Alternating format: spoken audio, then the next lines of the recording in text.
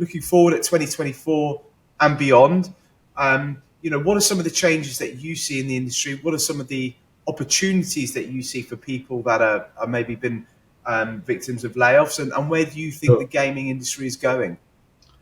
I think realistically, it's not saying anything new to say that what we're seeing now is an overcorrection of the COVID years. Yeah. Both in terms of financial sort of fiscal responsibility across studios, but also, in headcount, people are just looking at headcount, not thinking about the lives and everything else that impacts, and we're seeing layoffs.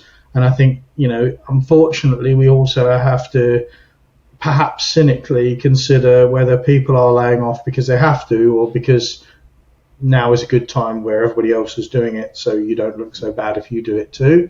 I don't want to put blame on anybody on that. I don't have the context of every studio.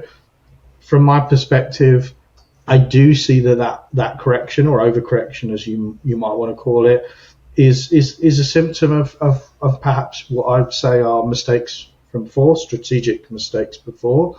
And as a result, I think now there's very good arguments to suggest that studios are likely to move to smaller core teams, and that co-development and contract work outside of teams is going to continue to increase, because there are two parts to that. So first, there's obviously the mitigation of risk if you're not carrying the headcount, and the second part of that is that one of the things I'm seeing a lot of, say, director level people that I've worked with or spoken with, who are both discipline specific but also responsible for people, is their frustration with trying to balance the increasing huge amount of one-on-ones and meetings and process and paperwork that they have to do, with actually being able to do what they need to do in terms of setting and aligning and adjusting the vision. Those people almost always are happy to mentor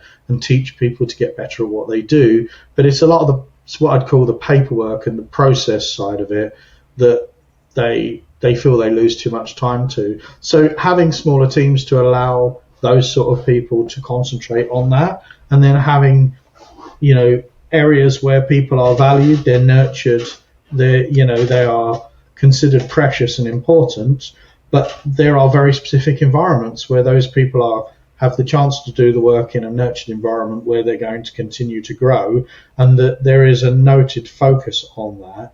I think that's what we're going to see, and we'll see that in co-development, or whatever you want to call them, outsourcing being the older term that nobody seems to like quite so much now. But realistically, in development studios that are going to support smaller core teams, that's what I see. There, of course, are large organizations who are going to maintain bigger teams, and that might not go away. But I think when you're looking at new sort of Studio 2.0, 3.0, whatever you want to call it, for 2024, those smaller teams, I think there's strong arguments to suggest that might well be what we see across the board.